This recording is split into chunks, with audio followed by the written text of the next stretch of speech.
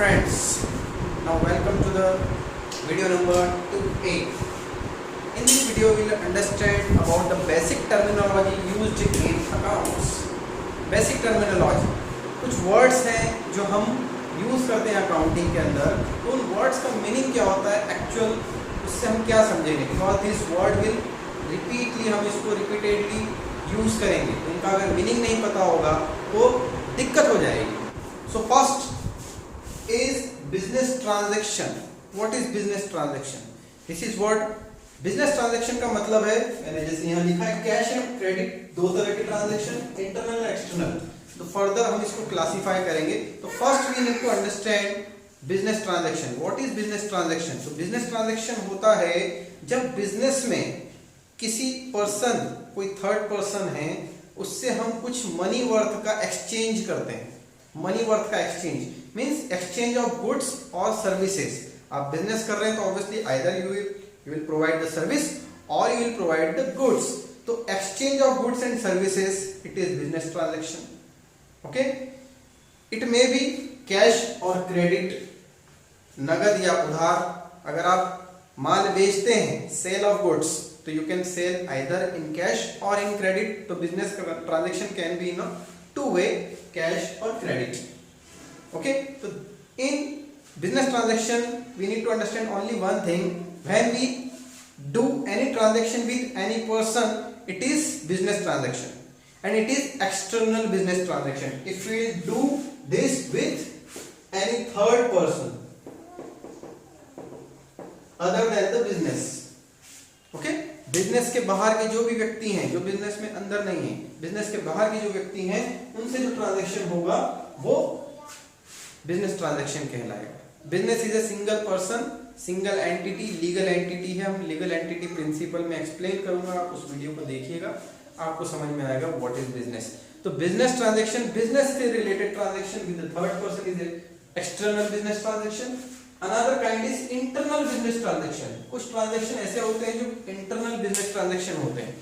मतलब जैसे कि मेरे पास कोई असेट्स है, मैंने कोई मशीन खरीदी, एग्जांपल्स हैं, हम अच्छे से समझेंगे. उस मशीन पे मैंने ईयर एंड में डेप्रिसिएशन लगाया. Now what is depreciation? Another thing, next video में मैं पूरा क्लियर करूंगा. थोड़ा सा हम समझ लेते हैं कि कोई भी असेट्स अगर आप खरीदते हैं और उसकी वैल्यू में धीरे धीरे रिडक्शन हो जाता है. जैसे आपने मोबाइल आज खरीदा, 15,000 का मोबाइल आपने खरीदा, एक महीने बाद उसकी वैल्यू कम हो गई, ऐसी साल भर में उसकी वैल्यू और कम हो जाएगी. तो जो वैल्यू उसकी कम हो गई उसको हम रिकॉर्ड करेंगे, और वो भी ट्रांजैक्शन हुआ है, बट वो ट्रांजैक्शन किसी थर्ड पर्सन से नहीं हुआ, वो ट्रांजैक्शन आपका खुद का है, इंटरनल ट्रांजैक्शन. तो बिजनेस के अंदर ऐसे ट्रांजैक्शन भी आएंगे जो इंटरनल होंगे, जो आप हम अकाउंटिंग करेंगे तो धीरे धीरे आपको समझ में आ जाएंगे, और मैं आपको बताता भी रहूंगा कि इट इज इंटरनल ट्रांजैक्शन और एक्सटर्नल ट्रांजैक्शन. ओके, तो अगर हम कोई मोबाइल खरीद के लाते हैं 15,000 का, ईयर एंड में उसकी वैल्यू हम अनुमान लगाते हैं कि इसकी 20% वैल्यू कम हो गई होगी, तो 3,000 रुपए उसकी वैल्यू में हम डिक्रीज कर देते हैं. It is the depreciation, value reduction in an asset that is permanent. Okay, तो permanent reduction of that value in that asset is a depreciation. और डेप्रिसिएशन हम ईयर एंड में लगाते हैं, और it is kind of or example of internal business transaction. I hope it's clear. Now second point is account. What is account? I'm not talking about the accounting or accountancy. I'm talking about the account, the term account. Account is a, you can say, a single head of recording transaction. Single head. Single head मतलब like cash account. If I say cash account means all the cash transaction will come in this cash account. If I say sales account means all the sales transaction, either cash or credit, all the sales transaction will come under the sales account. If I say purchase, all the purchases will come under the purchase account. So it is a single head of recording. मतलब एक single head आपने बना दिया, उसके अंदर हम क्या करते हैं, उसी पर्टिकुलर ट्रांजैक्शन को हम रिकॉर्ड करते हैं. तो account is what? Cash account, sales account, purchase account, salary account, wages account, machine account, building account. ये सब अकाउंट है जिसमें उस पर्टिकुलर जिसका नाम है, जैसे बिल्डिंग अकाउंट है तो बिल्डिंग से रिलेटेड जो ट्रांजैक्शन होंगे वो बिल्डिंग अकाउंट में जाएंगे, मशीन से रिलेटेड जो ट्रांजैक्शन होंगे वो मशीन अकाउंट में जाएंगे, cash related transaction cash account में जाएंगे, sales related transaction sales account में जाएंगे। तो हर एक हम क्या करते हैं अकाउंट के अंदर हम बहुत सारे ऐसे हेड बनाते हैं, जितने भी हमारे ट्रांजैक्शन उसके टाइप ऑफ ट्रांजैक्शन के आधार पे हम क्या बना लेते हैं, एक पर्टिकुलर हेड बना लेते हैं। और जो हमारा थर्ड स्टेप या फोर्थ स्टेप आता है रिकॉर्डिंग के बाद classification, first is identification, then measurement, recording and classification. तो अकाउंट हम कहाँ बनाते हैं, जब हम अकाउंट रिकॉर्डेड ट्रांजैक्शन को क्लासिफाई करते हैं तो we record the classified recorded transaction in a single particular account. That is account. I hope you understood the things. Now next one is capital. What is capital? These two things I cleared you. Now capital is if a person start a business. Now one concept I also like to tell you about, that it is business and it is a person, he is giving the money, investment of 2 lakh rupees to start his business. Now these two are separate. There is a thick line which separate these two. Means if this person will give money or will start a business, means it will be a separate entity from this businessman. Means we will do the accounting of business. So for business these 2 lakh rupees is what? Capital, owner's fund, or we can say equity. These three terms are similar. Capital or owner's fund, or we also say it equity. Okay, so this money which a person has invested to start a business or to run a business, मैं अगर अपनी pocket से कोई business start करने के लिए पैसा देता हूं और वो पैसा इस बिजनेस में आ जाता है, तो इस बिजनेस के लिए 2 लाख रुपए कैपिटल है and capital is A owner's fund. मतलब ये जो कैपिटल अकाउंट है, ये कैपिटल अकाउंट आपको क्या बताता है कि ये पैसा बिजनेस के पास किसका है, इस ओनर का है। सिंपल, ये पैसा जो 2 लाख रुपए बिजनेस के पास आया वो किसका है, वो ओनर का है। तो ओनर के पास जितना भी, बिजनेस के पास जितना भी पैसा ओनर का होगा वो किस अकाउंट में रिकॉर्ड होगा, कैपिटल अकाउंट में, या उस अमाउंट को हम क्या बोलते हैं, कैपिटल। हिंदी में कहें तो पूंजी। ओके, हिंदी में अगर हम उसको कहें पूंजी या इंग्लिश में कहें तो कैपिटल। तो this term is used as a owner's fund, कि ये फंड जो है capital is a given by the owner, okay, to start a business or to run the business. अगर बीच में कभी जरूरत पड़ी कैपिटल की तो भी ओनर लगा सकता है कैपिटल। ओके, एडिशनल कैपिटल की जरूरत पड़ी तो भी दे सकता है। तो owner can provide capital time to time if required in a business, because he is the owner, he can take a decision कब कैपिटल डालना है और कब नहीं डालना है, कब निकालना है। ठीक है, तो निकालने वाले पे आते हैं। Capital I hope clear. Second term is drawing, sorry fourth term is drawing. Drawing का मतलब होता है जब बिजनेसमैन इस बिजनेस से पैसा विड्रॉ करता है। ये बिजनेस है और ये बिजनेसमैन है, अगर ये विड्रॉ करता है, इसने 2 लाख रुपए लगाए थे, उसमें से इसको जरूरत पड़ी 25,000 रुपए इसने निकाल ली, तो that 25,000 is called as a drawing, and drawing is always made by the owner. Drawing word हम कब यूज करेंगे, जब मालिक बिजनेस का ओनर पैसे बिजनेस से विड्रॉ कर लेगा तो हम उसको क्या कहेंगे, ड्राइंग। Is it clear? और इसका एक और वर्ड हम विड्रॉल बाय ओनर भी कह सकते हैं, और इस ओनर को हम प्रोप्राइटर भी कहते हैं। Okay, so drawing withdrawal by the owner. I hope it's a very simple term. It may be clear to you. Now most important terminology and very useful terminology, liabilities. What is liability for business? जैसा कि मैंने अभी बताया आपको, business और businessman separate है। तो business को ये जो कैपिटल मिला है, ये क्या है? ये जो कैपिटल मिला है ओनर से, ये कैपिटल बिजनेस के लिए क्या है? एक लायबिलिटी है। क्यों लायबिलिटी क्यों है? ये 2 लाख रुपीस जो बिजनेसमैन ने इसको दिए हैं बिजनेस को, ये लायबिलिटी है। Why it is liability? क्योंकि जिस दिन बिजनेस पे ताला लगेगा, जिस दिन बिजनेस बंद होगा, उस दिन वो बिजनेस का पैसा कौन लेके जाएगा? ओनर लेके जाएगा। मतलब बिजनेस के पास जितना भी कुछ कैपिटल है वो सब किसका है? ओनर का है। तो capital is a internal liability. तो internal liability can be termed as a capital. Only one internal liability, that is capital. तो capital is a internal liability. I hope it's clear. तो internal liability is capital. Now what is external liability? Business में 2 लाख रुपए इस businessman ने दिए और बाकी का पैसा बैंक ने दिया, बैंक लोन। बाकी का पैसा सपोज 1 लाख रुपीस इस बैंक से लोन मिला। अब बिजनेस के पास 2 लाख रुपीस कैपिटल आ गया और 1 लाख रुपीस बैंक से लोन आ गया। तो that bank loan is external liability because bank is a third person for this business. Business और ओनर का एक रिलेशन है। रिलेशन क्या है? Owner is a, you can say he is a sole owner of that business. इसका मालिक है। जब चाहे जैसा चाहे डिसीजन ले सकता है, बिजनेस को बंद कर सकता है, एक्सपांड कर सकता है, कम कर सकता है। तो he can take any decision. तो he is a internal part of the business, whereas other than this owner, all the persons are external party for the business. So this bank is external party.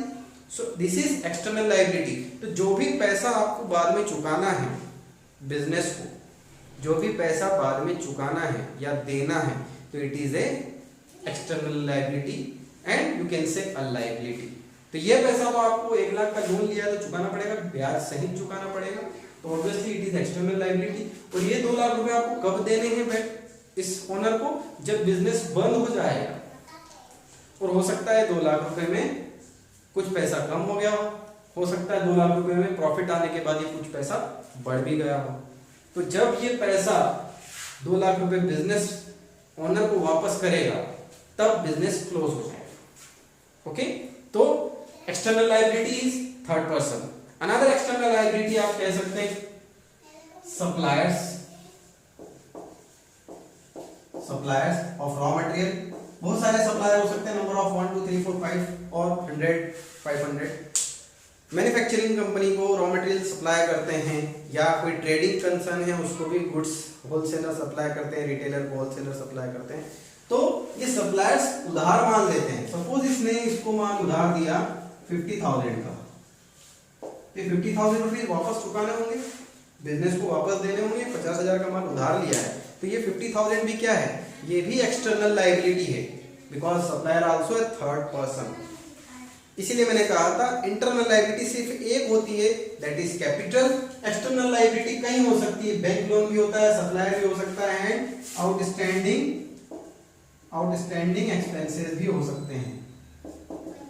अब outstanding expenses क्या होता है? Like salary, for example salary, आप क्या employ काम करते हैं, year end में आपको कुछ एम्प्लॉयज को सैलरी देना बाकी है, तो ये क्या है? ये भी external liability, because that employee also third person for the business. Okay, तो आउटस्टैंडिंग एक्सपेंसेस कुछ बाकी रह जाता है, ऐसा खर्चा जो आपने बिजनेस में किया लेकिन देना बाकी है। तो लायबिलिटी का मतलब होता है कोई भी चीज देना बाकी, आइदर अमाउंट और गुड्स और सर्विसेज।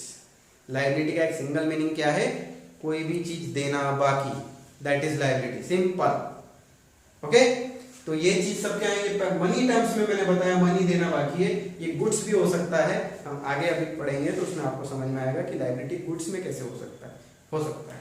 ठीक है, तो anything to be given is a liability. तो internal external clear. Now current and non current liabilities. What is current and non-current liabilities? Yes, it is also another important thing. Current liability, those liability which will have to pay within a period of 12 months. Understood? Current liabilities,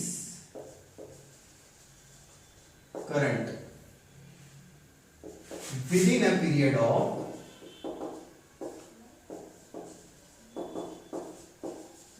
1 year. Suppose simple meaning समझते हैं, ऐसी liability जो आपको कम समय के लिए चुकानी है। जैसे सप्लायर का पैसा, सप्लायर जिसने माल आपको उधार दिया उसका पैसा आप 1 साल के बाद थोड़ी चुकाओ, है ना। 1 महीने का ज़्यादा से ज़्यादा आपको मोहलत देगा, 15 दिन का मोहलत देगा। तो वो जो 15 दिन का गैप है वो हमारे लिए करंट लाइबिलिटी है कि आपको इसको जल्द चुकाना है, इसका टाइम कम है। And non current is what? Best example is non current is like a bank loan. Bank loan क्या होता है? नॉन करंट लाइबिलिटीज होता है। क्यों? क्योंकि बैंक लोन आपको हर 1 महीने में 2 महीने में नहीं चुकाना। कई बार आप बैंक लोन लेते हैं 5 साल के लिए, 10 साल के लिए, ठीक है। तो आप ये बैंक लोन कितने साल में चुकाने वाले हैं? 5 साल में चुकाने वाले हैं, आपकी किस्तें बनी हुई। तो ये नॉन करंट लाइबिलिटी है जो कि लॉन्ग टर्म है। तो long term liability is also known as a, you can say long term liability और नॉन करंट लाइबिलिटी जो कि मोर देन एन ईयर के बाद आपको देनी है, 1 साल से ज्यादा के बाद आपको देनी है। तो it is non current liability. I hope this portion is clear to you. Okay, next अब हम इसके अगले वाले कुछ टर्म्स को यूज करते हैं। Okay, so next topic is assets. What is assets? So we must understand one thing about the assets. Assets are those property owned by the business. Those property owned by the business means many things owned by the business, like goods जो कि cell कर रहे हैं, like furniture जो कि उस shop में या उस बिजनेस में यूज हो रहा है, like मशीन, like बिल्डिंग। तो इसकी ओनरशिप अगर बिजनेस के पास है तो वो उसकी क्या है? असेट्स है। Cash, it is also asset. Bank में जमा पैसा, वो भी असेट्स है। तो जितना भी मनी वर्थ, उस मनी वर्थ का ओनर कौन है? बिजनेस है।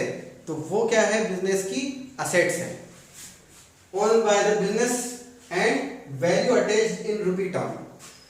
उस पर्टिकुलर आइटम को, लाइक फर्नीचर को हमने खरीदा होगा, उसकी कुछ वैल्यू होगी, ठीक है। तो उस वैल्यू का ओनर कौन है? उस मशीन का ओनर कौन है? बिजनेस है। तो वो बिजनेस के लिए क्या हो गया? असेट हो गया। एक फैन है बिजनेस के अंदर, जो वो शोरूम में अगर कोई और उसमें फैन लगे हुए हैं तो वो फैन क्या है? वो भी बिजनेस की असेट है, क्योंकि वो खरीद लिए हैं बिजनेस ने। उसका ओनर कौन है? अगेन बिजनेस है। तो assets are those property which has a value attached it and owned by the business, जो कि ओनरशिप किसकी है? बिजनेस की है। बिजनेस ने वो पैसा लगाकर अपना माल खरीदा है या फिर असेट्स खरीदा है। माल भी हो सकता है, गुड्स भी हो सकते हैं, furniture, machinery, building, anything, computer, anything जो कि बिजनेस को फायदा पहुंचाने के लिए ऑब्वियसली फ्यूचर में काम आने वाली है। ऑब्वियसली बिल्डिंग क्या है? बिल्डिंग एक दिन के लिए नहीं खरीदी, बिल्डिंग हमने खरीदी है, उस बिल्डिंग में हम बिजनेस करेंगे और लॉन्ग टर्म तक करेंगे, तो ऑब्वियसली फ्यूचर में काम आएगा, ठीक है। तो assets owned by the business and it has a value attached to it. Now we can classify the asset in 3 types: non-current, current and fictitious. So what is non-current? Non-current, it is fixed asset owned by the business. Fixed assets like furniture, it is fixed. एक बार बना दिया आपने, fix हो गया। Machinery, it is fixed. या हम non-current में एक चीज और यूज सकते हैं कि which has existence in business more than 1 year, ठीक है। which has existence in business for more than 1 year, मतलब जो हमने फर्नीचर खरीदा वो 1 साल के बाद भी रहेगा, जो मशीन हमने खरीदी वो 1 साल के बाद भी रहेगी, जो प्लांट हमने खरीदा वो 1 साल के बाद भी रहेगा। तो ऐसी चीज जो आपने फिक्स कर ली है और वो फिक्स कब तक रहने वाली है? कई सालों तक रहने वाली, मीन्स मोर देन 1 ईयर उसका क्या है एग्जिस्टेंस है, वो आपके पास रहने वाली है और 1 साल से ज़्यादा तक रहने वाली है, उसमें कोई चेंज आने वाला नहीं है। अगर आपने फैन लगा दिया तो फैन ही रहेगा, 1 साल के बाद भी वो वैसे ही घूमेगा। तो it is having a more than 1 year existence in A business. तो दो तरह के नॉन करंट असेट्स हैं, टेंजिबल एंड इनटेंजिबल। तो टेंजिबल वो असेट्स हैं जो अभी मैं बात कर रहा था जिसकी, like fan, like building, like machinery, like furniture. क्यों टेंजिबल मीन्स जिसको आप देख सकते हैं, जिसका कोई फिजिकल एग्जिस्टेंस है, जिसका कोई शेप है, वो क्या है, जिसका कोई शेप, साइज है, वेट है, या we can see and touch, तो that is tangible assets. And intangible assets, those assets which we can't see, which we can't see or touch but we can feel it। Tangible assets का एक बहुत अच्छा example मैं लेता हूं, जैसे आपको एक पटाखों की फैक्ट्री लगानी है, तो पटाखों की फैक्ट्री के लिए आपको क्या लेना पड़ेगा, लाइसेंस लेना पड़ेगा फ्रॉम द गवर्नमेंट, और इस लाइसेंस के लिए आपको क्या देनी पड़ेगी, एक फीस देनी पड़ेगी, ठीक है। तो वो फीस आपको जो देनी पड़ती है, वो लाइसेंस आपको मिलता है, सपोज 10 ईयर के लिए लाइसेंस मिला, 10 ईयर के लिए जो आपको लाइसेंस मिला है, तो लाइसेंस आपको 10 साल तक काम आने वाला है, तो ये लाइसेंस आपके लिए असेट हो गया, ठीक है। और ये असेट 10 साल तक आपके लिए इनटेंजिबल असेट रहेगा, जिसको कि आप, इसका कोई फिजिकल एग्जिस्टेंस नहीं है, it is just a permission from the government, it is just like A certificate only, but आपने इसके लिए अच्छी खासी रकम चुकाई है, फीस दी है गवर्नमेंट को, इसीलिए इसकी वैल्यू है रुपी टर्म में, इसीलिए आपके लिए असेट है। और ये कौन सा असेट कहलाएगा, इनटेंजिबल असेट। ऐसे दारू के ठेके वाले भी लाइसेंस फीस देते हैं, ठीक है, तो वो भी इनटेंजिबल असेट होता है। लाइक पेटेंट होते हैं, दवाई की कंपनीज, अभी आपने सुना भी होगा कहीं पर दवाई की कंपनीज पेटेंट करवा लेते हैं, तो पेटेंट भी असेट होता है क्योंकि उसका भी एक वैल्यू है, ठीक है। Copyrights, it is also having a value. तो ये सब इनटेंजिबल असेट्स के एग्जाम्पल्स हैं। गुडविल भी होता है, जो आप नेक्स्ट ईयर क्लास में पढ़ेंगे 12th में, गुडविल भी एक इनटेंजिबल असेट्स है, ठीक है। तो these are the example of intangible asset. तो नॉन करंट असेट्स में tangible and intangible. I hope it's clear. Non current. Now come to the current. What is current assets?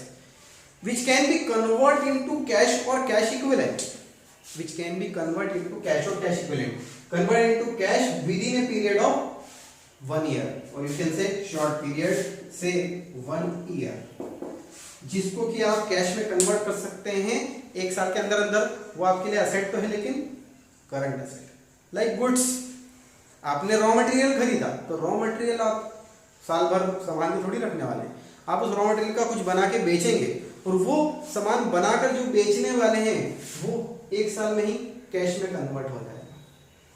और you can से cash is also है current asset, because हम cash की बात कर रहे हैं, तो ऑब्वियसली कैश तो करंट असेट है। बैंक में जो पड़ा हुआ पैसा है वो भी मेरे लिए करंट असेट्स है। जो गुड्स, रॉ मटेरियल या ट्रेडेबल गुड्स हैं वो भी मेरे लिए करंट असेट्स हैं। तो ऐसी असेट्स जो आपकी तुरंत कन्वर्ट होने वाली है कैश में, तुरंत in the sense with in a period of 1 year, क्योंकि ये डेफिनेशन में या हम बुक में पढ़ेंगे तो आपको with in a period, but हमको ये समझना होगा कि हम कोई भी चीज़ ऐसी नहीं होती जो विद इन ए ईयर हम उसको कन्वर्ट करने के लिए, हम हर चीज़ को कैश में ही कन्वर्ट, बिजनेस में हम जो भी चीज़ लाते हैं बेचने के लिए, उसको हम चाहते हैं कि तुरंत बिक जाए, हम रोटेशन फास्ट करने के लिए बिजनेस करते हैं। तो ऐसी सारी चीज़ें जो कि आप कन्वर्ट करना चाहते हैं कैश में with in a period of 1 year, it is your current assets. Best example is your inventory, it is your goods or tradable goods or raw material are the current assets. Now come to the fictitious asset. Fictitious नाम है उसका, fictitious है काल्पनिक। तो इसको मैं अभी समझा रहा हूं, लेकिन हो सकता है आपको थोड़ा सा डाउट इसमें रह जाए, तो जब हम प्रैक्टिकल चीजों में आएंगे तो आपको ये और क्लियर हो जाएगा। Now let's say, इसको समझने के लिए हम एक एग्जाम्पल लेते हैं कि कंपनी ने एडवर्टाइजमेंट पे 5 लाख रुपए खर्च किया, ठीक बात है, एडवर्टाइजमेंट पे 5 लाख रुपए खर्च किया, लेकिन 5 लाख रुपए का इसका फायदा आपको 5 साल तक होने वाला है। एडवर्टाइजमेंट आपने किया तो ऑब्वियसली उसका बेनिफिट आपको, कस्टमर के दिमाग में एडवर्टाइजमेंट काफी समय तक रहेगा और आपको ये एक्सपेक्टेड है कि ये मुझे 5 साल तक बेनिफिट देगा। सपोज तो आपको ये एडवर्टीजमेंट का जो 5 लाख का खर्चा है, ये पहले साल में एज ए खर्च बुक नहीं करना है। आपको पहले साल में सिर्फ इसका 1/5 that is 1 lakh rupees he book करना है। तो वो 1 लाख रुपीज के बाद जो बचेगा वो आपके लिए कहलाएगा ये 4 लाख रुपीज, जो कि क्या कहते हैं हम इसको, it is we didn't record this expense in our expenditure of the current year। हमने इसको करंट ईयर में एक्सपेंडिचर में नहीं दिया इस अमाउंट को, हम इसको नेक्स्ट ईयर में डालेंगे। तो अब आपका एक्सपेंडिचर तो हो चुका है, लेकिन आप उस एक्सपेंडिचर को अभी एक्सपेंडिचर ट्रीट नहीं कर रहे हैं, तो आप उसको क्या कह रहे हैं, ये मेरा फिक्टिशियस असेट है, मतलब काल्पनिक है, आपके दिमाग में है, एक्चुअल तो ये पैसा जा चुका है एडवर्टीजमेंट कंपनी के पास। ठीक है, आई होप ये थोड़ा सा मैंने समझाने की कोशिश की है, बट इसका प्रैक्टिकल इम्प्लीकेशन जब तक नहीं आएगा तब तक आपको शायद क्लियर नहीं होगा। तो अभी इसको फॉर द टाइम पीरियड आप लीव कर दें, इसको समझने की कोशिश ना करें, बिकॉज ये कॉन्सेप्ट आपको फर्दर आगे की क्लास में ज्यादा काम आने वाला है। ओके, तो अभी हम इसको लीव करते हैं। करंट और नॉन करंट एसेट समझना जरूरी है, इट इज इंपॉर्टेंट वन।